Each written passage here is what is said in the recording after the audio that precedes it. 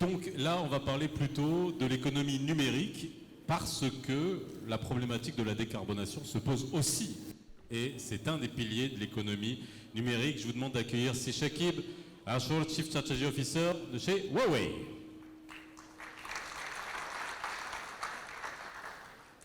Alors Si Shakib va nous faire son keynote, une vingtaine de minutes, c'est ça Si Shakib ? À peu près ? Oui. Ok, avec une petite présentation. Je prends mon cadeau et je te laisse la scène.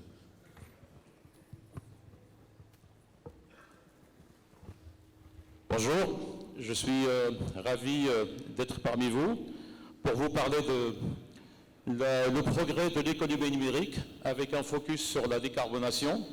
Et il est important quand on parle d'économie numérique, c'est de parler de la richesse au niveau des pays, comment l'économie numérique aujourd'hui est un moteur de croissance pour plusieurs pays et comment cette économie numérique aujourd'hui accompagne le progrès dans plusieurs secteurs d'industrie. Et là, effectivement, quand on parle d'industrie, c'est un peu ce que je vais décortiquer un petit peu avec vous.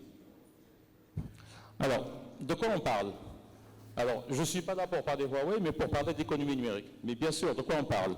On parle premièrement aujourd'hui des appareils connectés, parce que nous avons besoin de capturer des données, parce que les données, c'est fondamental, c'est des données que nous allons travailler pour faire de la prédiction, pour faire de l'industrie 4.0, pour utiliser ces données au niveau des plateformes d'intelligence artificielle. Donc on parle des appareils intelligents pour connecter des données, on parle d'une infrastructure TIC parce que les infrastructures, on a besoin de la connectivité, on a besoin des plateformes de cloud également.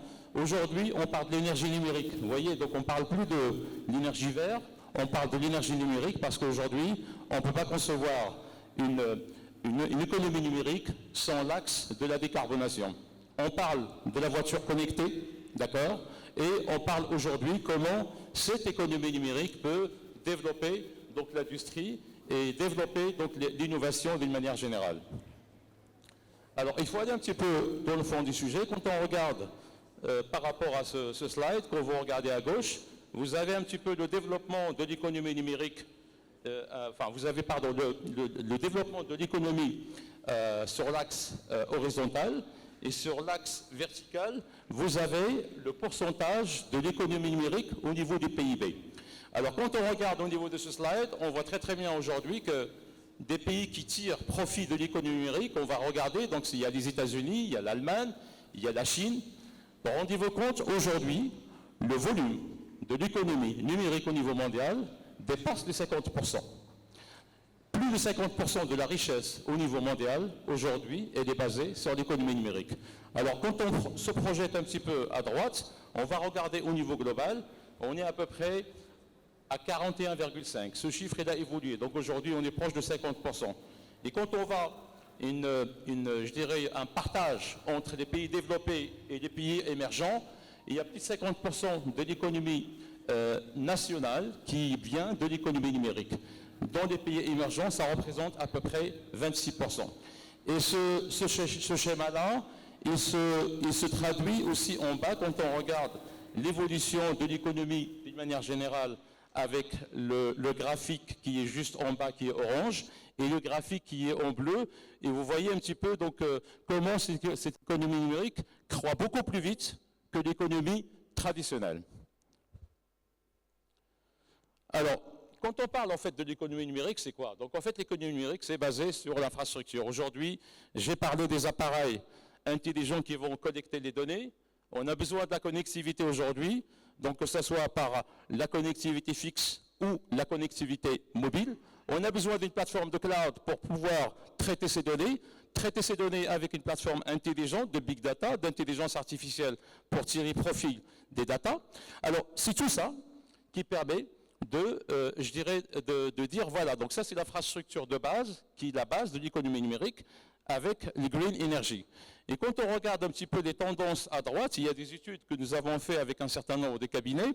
Alors, par exemple, entre 2017 et 2019, on voit qu'une augmentation de 10% au niveau de l'Internet mobile peut générer une augmentation de PIB entre 1% et 2% suivant le profil des pays. Et également, quand on regarde pour la pénétration de l'Internet fixe, c'est la même chose. Donc, cette augmentation de la pénétration de l'Internet, que ce soit mobile ou fixe, permet une augmentation de PIB et donc apporte de la richesse au niveau national. De la même façon, nous avons fait des études. Aujourd'hui, une augmentation de l'adoption du cloud d'à peu près de 7% permet d'augmenter le PIB de 1,1. Et cette tendance connaît encore je dirais des chiffres plus importants quand on se projette vers 2030. Et quand on regarde l'apport, par exemple, de la technologie 5G, l'apport de la technologie 5G peut augmenter le PIB entre 2 et 5%. De la même façon, l'intelligence artificielle peut augmenter le PIB de 15%. L'Internet des objets, le blockchain. Alors tout ça, en fait, ça permet de faire quoi?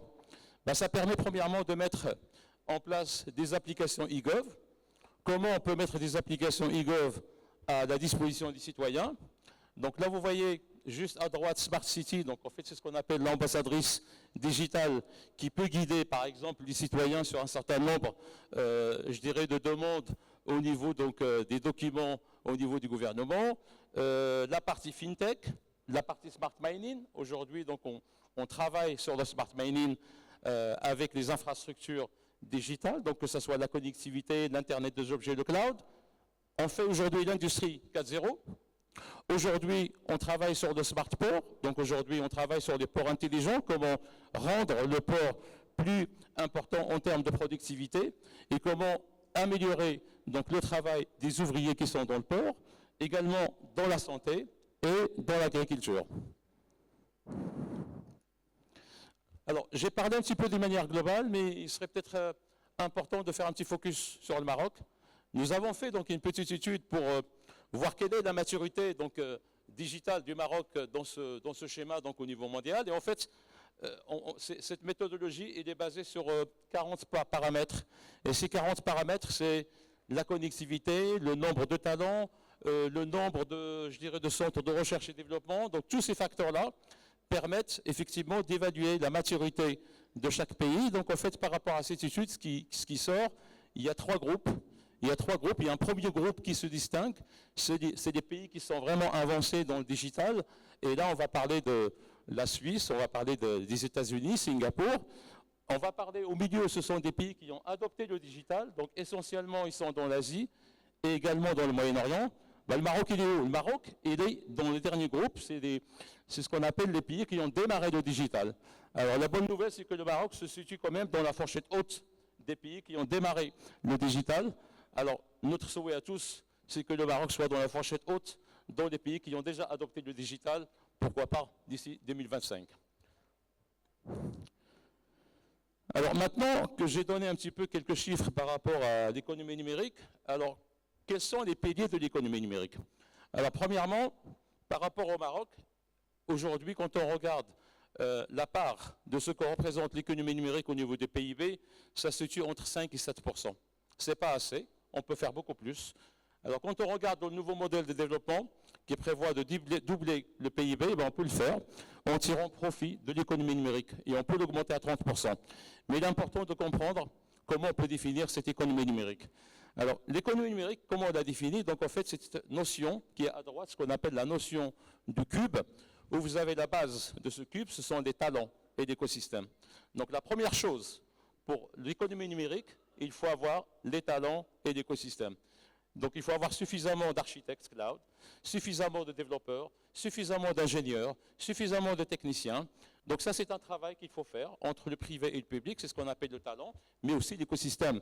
Notre écosystème de start-up n'est pas encore assez performant. Donc ça, c'est la base du cube. Maintenant, on va décortiquer les trois axes. Il y a le premier axe, ou plutôt donc ce qu'on appelle la densité de connexion. Il faut avoir une connexion à l'échelle nationale. Nous nous sommes rendus compte pendant le Covid que heureusement que la connectivité est là, et sans connectivité, nous ne pourrions rien faire. Et que nous nous sommes rendus compte quand même la connectivité pourrait même sauver la vie. Il y a un certain nombre de citoyens, ils ont vu que leur vie était en jeu parce que la connectivité n'était pas bonne. Alors, la connectivité présente à l'échelle nationale, c'est quelque chose de fondamental. C'est un droit citoyen et c'est quelque chose qui doit être généralisé au niveau de tous les territoires, dans tous les pays. Donc aujourd'hui, nous, côté Huawei, on travaille beaucoup nous accompagnons beaucoup les gouvernements africains sur la mise en place de cette connectivité au niveau national. Alors il y a aussi donc l'axe vertical, c'est ce qu'on appelle la puissance. Et il faut qu'il y ait une plateforme de calcul nationale, donc une plateforme de calcul installée au niveau national, une plateforme de cloud, de big data, d'intelligence artificielle, qui permet effectivement de stocker ces données-là et donc d'utiliser ces données au profit de plusieurs cas d'usage, des cas d'usage pour l'agriculture intelligente, pour l'irrigation intelligente, pour la santé, pour l'industrie 4.0, etc. Et donc ce qu'on appelle la puissance de calcul, c'est quelque chose qui est fondamental pour l'économie numérique. Alors maintenant, bien sûr, l'économie numérique ne peut pas avoir lieu sans l'axe de décarbonation. Donc on ne peut pas imaginer aujourd'hui une évolution d'un pays digital, un hub digital, sans prendre en compte la décarbonation. Il ne faut pas avoir peur de l'innovation, parce qu'aujourd'hui, l'innovation digitale consomme beaucoup d'énergie, mais par contre aujourd'hui, si on la prend en compte avec l'axe décarbonation, et là je vais vous expliquer un petit peu comment on met en place cet axe décarbonation au sein de cette économie numérique. Alors tout à l'heure, j'ai parlé des talents. Juste au passage, donc nous avons travaillé au Maroc avec un certain nombre de partenaires comme l'ADD, l'IRES, etc. pour former des talents ici. Donc nous formons déjà des talents, que ce soit des architectes cloud, des développeurs, etc. Et notre ambition, c'est d'aller plus loin. C'est travailler donc main dans la main avec le privé, le public également, pour développer des talents et également, pourquoi pas, des nouvelles filiales qui répondent aux besoins de l'économie marocaine. Alors, quand on parle de la décarbonation, en fait, c'est ce qu'on appelle le Green for ICT, ICT for Green. Alors, en fait, depuis quelques années, les Nations Unies, donc, ils ont mis en place un certain nombre de chartes et de guidelines pour dire qu'il faut les suivre pour effectivement avoir une industrie décarbonée et donc il faut avoir diminué l'émission du carbone. Donc, nous, côté Huawei, donc, il y a un rapport, enfin, un coefficient qu'on appelle le NCI, c'est le Network Carbone Intensity Energy, qui est quoi? En fait, c'est un rapport qui est entre le total de carbone qui est émis et le total de trafic. C'est un rapport. Donc ce rapport-là, il faut qu'il soit le plus bas possible. D'où, si vous voulez, le concept que nous avons lancé donc, il y a 2 ans au Mobile World Congress à Barcelone, c'est ce qu'on appelle le More Bit, Less Watt. Aujourd'hui, nous avons besoin de plus en plus de données. Donc les données sont exponentielles, donc c'est une montée extraordinaire, mais nous sommes capables d'utiliser de moins en moins d'énergie avec la décarbonation. Et comment on justifie ça? Donc en fait, ce coefficient-là, en toute transparence, donc nous on le mesure et on le publie régulièrement pour qu'il soit le plus bas possible.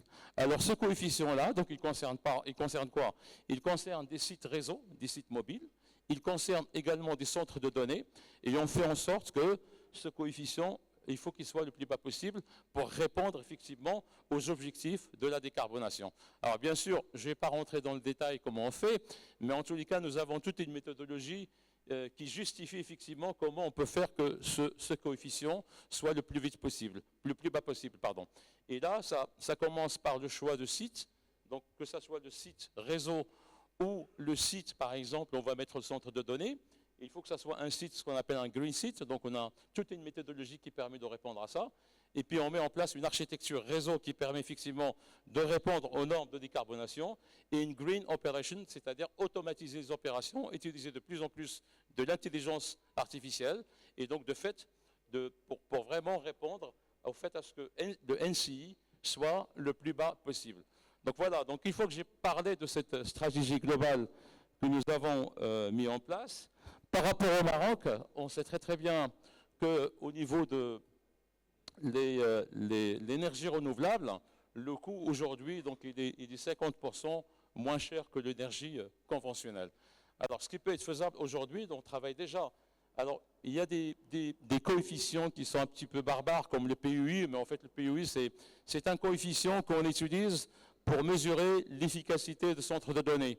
Est-ce que ce centre de données, il s'approche d'un centre de données green ou bien plutôt un centre de données qui consomme beaucoup d'énergie? Donc on fait en sorte que ce PUI également, qu'il soit se situer entre 1,1 et 1,5, mais pas plus que ça. Alors, le but, effectivement, c'est d'arriver à ce concept de more bit, less watt. Et donc, le Maroc a tout à gagner pour effectivement utiliser de plus en plus l'énergie renouvelable de manière efficace, pour exporter de l'énergie, et donc avoir une part de PIB qui vient effectivement de l'export de l'énergie. Et là, j'arrive à mon dernier slide. Et donc, par rapport à ce que j'ai présenté, donc le résumé, donc en fait, nous avons tous à gagner à ce que développer des talents et écosystèmes ici au Maroc. Donc ça, c'est la base. La deuxième chose, avoir une densité de connexion importante à l'échelle du pays, donc une connectivité importante au niveau des pays. Troisième axe, c'est la puissance du calcul. Donc on a besoin d'une plateforme de cloud, d'intelligence artificielle pour pouvoir tirer profit des données, que ce soit dans l'industrie 4.0, l'aéronautique ou la logistique, et puis finalement la décarbonation, et pourquoi pas parler également d'un hub énergétique. Merci.